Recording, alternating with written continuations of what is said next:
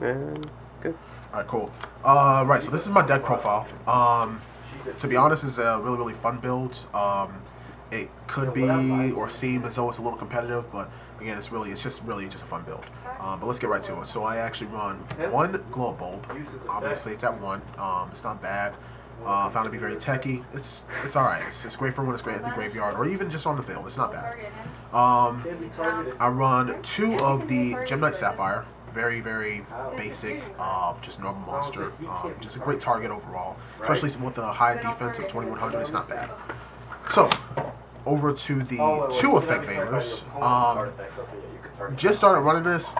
It's not bad, but that's mainly because I also run like two Ghost Ogres, which again, really not bad. But Ghost Ogres don't really help for negating, however these do. So yeah, it's not bad. Moving on to the Junk Synchrons. I run two of them. Really, really good for targeting stuff in Grave. I do have two targets in deck for them, but that's beside the point. You want to go back and do it? I run, like I said, the two Snow Rabbit or Ghost Ogres. Not bad, great for destroying stuff, especially if you're Pendulum Scales or something like that. It's not bad. It's great tech. I run two of Crystal Rose. Crystal Rose's effect is actually really interesting. Basically, I send a Gem Knight monster from my deck to the grave, and it actually becomes a target for anything. And if I have Gem Knight Fusion in grave or something like that, so really, it's great. It's not bad. Also, this works exactly like Prisma, so it changes the name, everything's all cool. So not bad. It's a great target for Junk Synchron. Anyway, moving on. So I also run two Alexandrites. Some people don't like running this, but again, I also like having targets in grave for Gem Knight Fusion, so I also run these.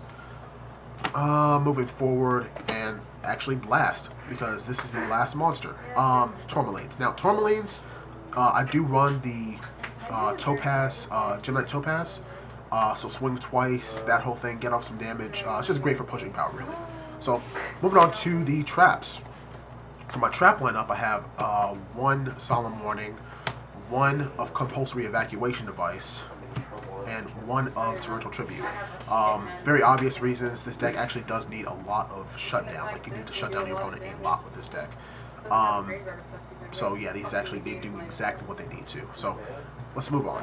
I also run two of the Mirror Forces. Again, stopping power. You really need to stop your opponent from doing stuff.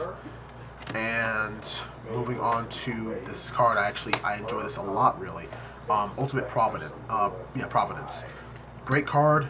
Make sure you have cards in hand for this, because if you don't, it's kind of dead. It's dead on the field. But again, aside from that, your opponent activates anything, shut it down.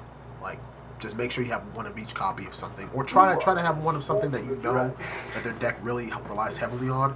Like, for example, Blue Eyes. Shut down Blue Eyes. Like, just great. I run two of the Time Space Trap Hole because sometimes you need to get stuff back into the opponent's deck. Pay that little 1,000, that's fine. Just keep pushing forward. Just move forward. I run two Dark Bribes because a lot of people nowadays run a lot of spell count and a lot of trap count. So, just overall, great tech. Even if it does kind of give that opponent, that spiritual power, you still, with the others, are able to push over it. So, it's not bad. Oh, yeah. And finally, for traps, I run two Call of the Haunted. Now, I just started running this mainly because you have nothing really that pulls from grave. So, well, except for the Crystal Rose, because Crystal Rose actually does. But you got to be kind of careful on this. Like, make sure you target wisely, because you target the wrong card, it can actually mess up your entire turn. So really, like I said, this is a really, really high-tech deck, and you can just push forward from there. You've been doing it the whole time. You did it with your So, graveyard. as for spells, I run one Soul Charge, one Reasoning, and one Day of Peace. In addition to, like, one Upstart Goblin, but that's for our other purposes. You really, like I said, you really need a lot of hand power, especially if you're running the Ultimate Providences in this deck. Soul Charge, yeah, it can be a little costly, but again, you have your right targets, you should be able to push over your opponent no matter what. You really should. And Reasoning, spare. You get that milling power off. You mill off a Gem Knight Fusion. That comes right back to hand. You'll be all set. Like it's all great. And yeah, that's about it for the ones of the spells. Moving onward, I am running 2 of the tunings now.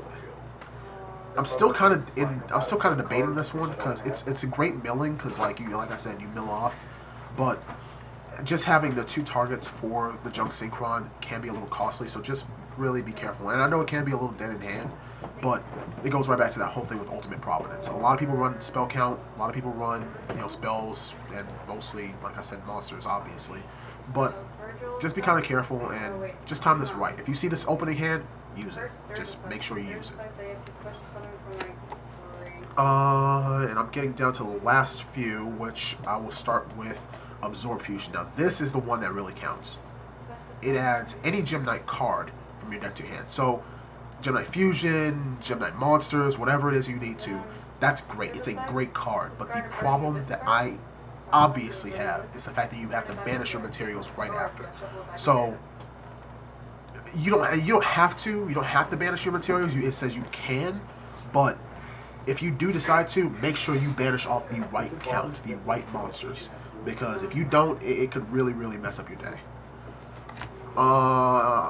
Finally, I do run 2 of the Gem Knight Fusions and 2 of the Brilliant Fusions. Now again, this goes right back to that whole thing about costly. A Brilliant Fusion is it's a great card. You can toss your materials from deck. That's great. That's fantastic. But if you only have so many materials in your deck that allow you to special summon a Gem Knight monster in your deck, it could be construed as very costly and overextending. So again, just be very careful on how you use this, because I mean, yeah, you sometimes want to be able to push over your opponent's monster, but sometimes you need to just kind of chill out. So just be careful on this one. And obviously, Gem Knight Fusion is a staple. Only reason I don't run 3 is because I realized they kept breaking in my hand. So be very careful about this this card sometimes. And just make sure you always have a copy in hand, because it does make a great toss-out card for Brilliant Fusion. Finally, getting over to the extra deck, I do run 1 copy of Zen Maidens. I have a lot of 3 targets. A lot of 3 targets in this deck. It's great for defense, like really great for defense. And sometimes, again, you do need that spare time. So this kind of does buy time if you really need it. So just, it buys time. It's not bad in my opinion. 1 Castile. I love Castile. This man has saved my life so many times. To be honest, I got nothing on this one. I don't see why people don't run a lot of these. I would totally run 3 if I had 3. So yeah, just run it. I do run 1 of the Aquamarine. Now, I'm not gonna lie, this is an awkward card. Like 1400 attack, but it does have that great effect of if it gets tossed in the graveyard, you return a card. That's great. That's fantastic. But you don't want your monsters to get tossed in the grave. So decent defense, like 2600 defense. That's cool, but be careful on this card. Like I said earlier, I do run 1 Topaz, which also does make it fairly okay for level 6 targets. So if you do decide to run rank 6 and just bring back the Topaz some way, or the Aquamarine some way, Call of the Haunted, whatever, go from there, just overlay, and then just bash your opponent's face in or something. I don't know, but yeah, Topaz isn't bad. He's, again, like I said, great for pushing power. Getting down to the last 3 Gem Knights, I don't want to drop them all in at once, because to be honest, they all kind of are the same. They're really just kind of beef, except for Amethyst. Amethyst is the only one that I'm just kind of like really back and forth on. Only reason I don't really like Amethyst that much is because the attack is only 1950. However, that whole thing returning spells and traps on the field, like once it's in the grave, that's a great card, a great card. But you want to make sure that you can push off damage when you do this, or when you toss her to grave. So again, just be careful on this. And like I said, just beefy cards. Yeah, Lady Brilliant, you get to special summon 1 from the extra deck. That's cool, but getting her out is kind of costly. 3 Gem Knight Fusions, Gem Knight Monsters, it's kind of costly. You're tossing 3 to the grave just for one card. Be careful. And he's he's just beef. Finally, I'm getting to the synchros. I run one Scarred Warrior. Now, I do run a lot of level 5 counts in this deck, so there's a lot of level 5 plays in this deck as well. So, and the only reason I really run him is for, well, I'll show you actually. Here you go. Actually, I'll just push him off to the side because there is a reason why I run him. I do run one TG Hyper. Very, very good card if your opponent does a lot of synchro summoning, which that happens a lot. One Mighty Warrior. Reasons. You sometimes do need that 6 count, like just a generic 6 out there, to be able to do something else from from 6, like going to 8s, going to 10s, 12s, whatever it is. So he's alright. He's not the worst. He's alright.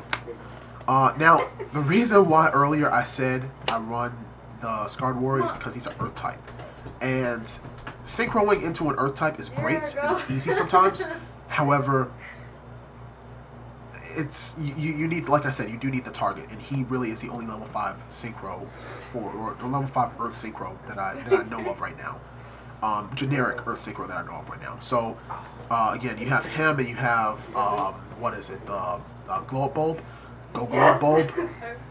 Bring it in from grave. Sync for 2. I'm sorry, sync for 6. Go Barkion. And Barkion is, well, he's just stop traps. Cool. If you have Beast, I applaud you. But like I said, shut down your opponent as quick as possible, as much as possible. Then bringing in Black Rose for obvious reasons. Sometimes you just need that quick clear. Like, you really just need the quick clear. Not really much to say on this one, to be honest. Like, he's alright. It's alright. And finally, I'll get down to the last 2. Well, I got a third. You'll see in a few seconds. Great for stopping destructions. That is fantastic for stopping destructions. And the fact that he activates in grave makes it so much better. And then sometimes you really just need that 3,000 push.